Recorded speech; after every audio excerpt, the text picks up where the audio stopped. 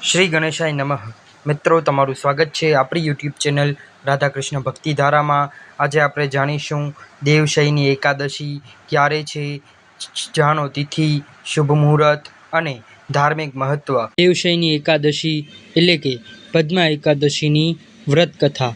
ધર્મરાજ યુધિષ્ઠિરે કહ્યું, હે ભગવાન, અષાઢ મહિનાના સુદ પક્ષની એકાદશીનું નામ શું છે અને એમાં કયા દેવતાની પૂજા થાય છે, તેની વિધિ કઈ છે, તે બધું મને વિસ્તારથી કહો. શ્રી કૃષ્ણ ભગવાને કહ્યું, હે રાજન, એક વખત નારદે બ્રહ્માજીને આ જ પ્રશ્ન પૂછ્યો હતો. ત્યારે બ્રહ્માજીએ કહ્યું કે નારદ, તમે કલયુગના જીવોના ઉદ્ધાર માટે બધાથી ઉચ્ચ પ્રશ્ન કર્યો છે, કારણ કે એકાદશીનું વ્રત બધા વ્રતો કરતાં શ્રેષ્ઠ છે. આ વ્રતથી બધા જ પાપ નાશ થાય છે. આ એકાદશીનું નામ પદ્મા એકાદશી છે. આનું વ્રત કરવાથી વિષ્ણુ ભગવાન ખુશ થાય છે. હું એક પૌરાણિક કથા કહું છું, તે તમે સાંભળો. સૂર્યવંશી રાજા માધાતા નામનો એક રાજા હતો, જે રાજ્ય કરતો હતો. તે સત્યવાદી, મહાન, પ્રતાપી અને ચક્રવર્તી રાજા હતો. તે પોતાની પ્રજાનું પાલન પુત્રની જેમ કરતો હતો. તેની બધી જ પ્રજા ધન ધાન્યથી પરિપૂર્ણ હતી અને સદા સુખપૂર્વક રહેતી હતી. તેના રાજ્યમાં ક્યારેય દુકાળ પડ્યો ન હતો. એક વખત રાજાના રાજ્યમાં 3 વર્ષ સુધી વરસાદ ન થયો, જેનાથી રાજાના રાજ્યમાં દુકાળ પડ્યો અને પ્રજા અન્ન ન હોવાથી ખૂબ જ દુઃખી થઈ. રાજ્યમાં યજ્ઞ થતા બંધ થઈ ગયા. એકવાર પ્રજા રાજાની પાસે આવી અને પ્રાર્થના કરી, હે રાજન, સમસ્ત વિશ્વની સૃષ્ટિનું મુખ્ય કારણ વરસાદ છે. તે વરસાદ ન પડવાથી રાજ્યમાં દુકાળ પડ્યો છે અને પ્રજા મરી રહી છે. હે રાજન, તમે એવો કોઈ ઉપાય બતાવો કે જેનાથી દુઃખી પ્રજા સુખી થઈ જાય. તેથી રાજા માધાતાએ કહ્યું, તમે લોકો સાચું કહો છો. વરસાદ ન થવાને કારણે જ પ્રજાને દુઃખ થયું છે. હું ઘણું જ વિચાર કરું છું, તો પણ મને કોઈ ઉકેલ નથી દેખાતો. ત્યારે મારા બધા પ્રજાના દુઃખ હું દૂર કરવાના પ્રયત્ન કરું છું. આમ કહી રાજા માધાતા ભગવાનની પૂજા કરી અને થોડા મુખ્ય વ્યક્તિઓને લઈને વન તરફ ચાલ્યા ગયા. ત્યાં તેઓ ઋષિઓના આશ્રમમાં ફરતા ફરતા રથમાં બ્રહ્માના પુત્ર અંગિરા ઋષિના આશ્રમમાં પહોંચ્યા. એ સ્થળ પર રાજા રથમાંથી નીચે ઉતર્યા અને આશ્રમમાં ગયા. ત્યાં મુનિ હમણાં જ નિત્યકર્મ કરીને નિવૃત્ત થયા હતા. રાજાએ તેમના સામે નમસ્કાર કર્યા અને મુનિએ તેમને આશીર્વાદ આપ્યા. પછી રાજાએ કહ્યું, હે રાજન, તમે કોઈ તકલીફ તો નથી?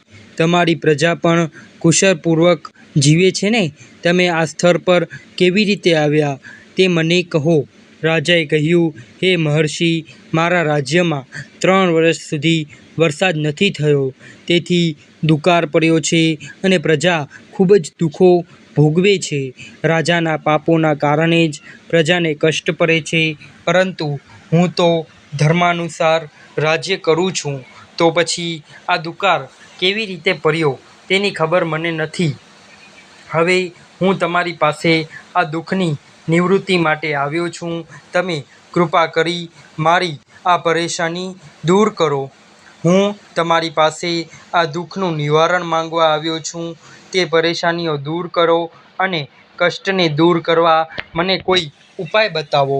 ત્યારે ઋષિએ કહ્યું, હે રાજન, આ સતયુગ બધા યુગમાં ઉત્તમ છે. એમાં ધર્મના 4 ચરણ સંમલિત છે. આ યુગમાં બ્રાહ્મણોને તપ કરવાની તેમજ વેદ ભણવાનો જ અધિકાર છે. પણ તમારા રાજ્યમાં એક શૂદ્ર પણ તપ કરી રહ્યો છે. આ દોષના કારણે તમારા રાજ્યમાં વરસાદ થતો નથી. જો તમે પ્રજાનું ભલું ઈચ્છતા હો તો એ શૂદ્રને મારી નાખો. ત્યારે રાજાએ કહ્યું, હે મુનીશ્વર, હું એ નિરાપરાધ તપ કરનાર શૂદ્રને મારી નહીં શકું. તમે આ દોષથી છૂટવાનો કોઈ બીજો ઉપાય બતાવો. ત્યારે ઋષિ બોલ્યા, હે રાજન, જો તમે આવું ઈચ્છો છો, ત્યારે ઋષિ બોલ્યા, હે રાજન, જો તમે આવું ઈચ્છો છો તો અષાઢ મહિનાના સુદ પક્ષની પદ્મા નામની એકાદશીનું વ્રત વિધિપૂર્વક કરો. આ વ્રતના પ્રભાવથી તમારા રાજ્યમાં વરસાદ પડશે અને પ્રજા સુખી થશે, કારણ કે આ એકાદશીનું વ્રત ઘણી બધી સિદ્ધિઓ આપનાર છે અને ઉપદ્રવને શાંત કરે છે. મુનિના આ વાક્યો સાંભળી પોતાના નગરમાં પાછા ફર્યા અને વિધિપૂર્વક પદ્મા એકાદશીનું વ્રત કર્યું. આ વ્રતના પ્રભાવથી રાજ્યમાં વરસાદ થયો અને માનવીઓને સુખ મળ્યું. પદ્મા એકાદશીને દેવશયની એકાદશી પણ કહે છે. આ વ્રત કરવાથી વિષ્ણુ ભગવાન પ્રસન્ન થાય છે, તેથી મોક્ષની ઈચ્છા પણ પૂર્ણ થાય છે. આ એકાદશીનું વ્રત કરવું જોઈએ.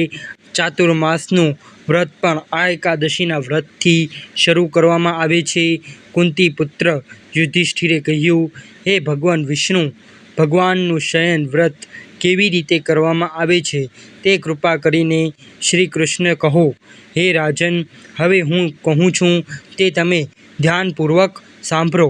જ્યારે સૂર્યનારાયણ ભગવાન કર્ક રાશિમાં ત્યારે વિષ્ણુ ભગવાનને શયન કરાવવું અને સૂર્યનારાયણ ભગવાન તુલા રાશિમાં હોય તો ભગવાનને ઉઠાડવા અધિક મહિનો આવવાથી પણ વિધિ આ પ્રકારે થાય છે.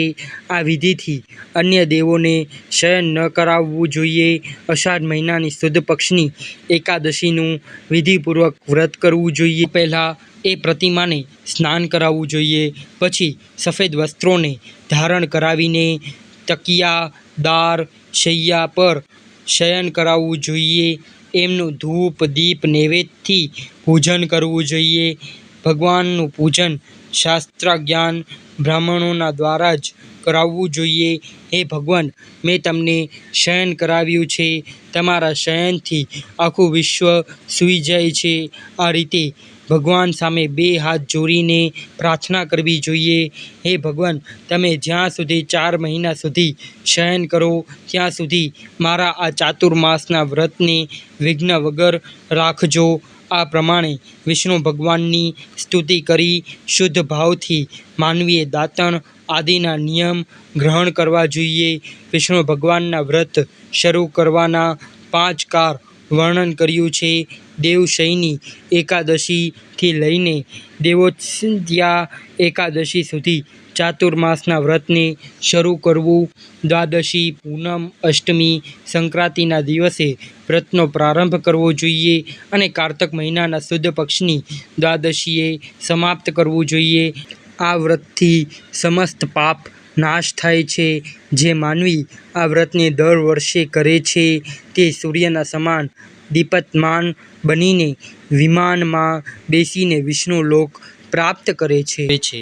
જો મિત્રો તમને અમારો આ વિડીયો પસંદ આવ્યો હોય તો આ વિડીયોને લાઈક કરજો, શેર કરજો ને અમારી યુટ્યુબ ચેનલને સબસ્ક્રાઈબ કરજો અને કોમેન્ટ બોક્સમાં હર હર મહાદેવ અવશ્ય લખજો. ધન્યવાદ. હર હર મહાદેવ.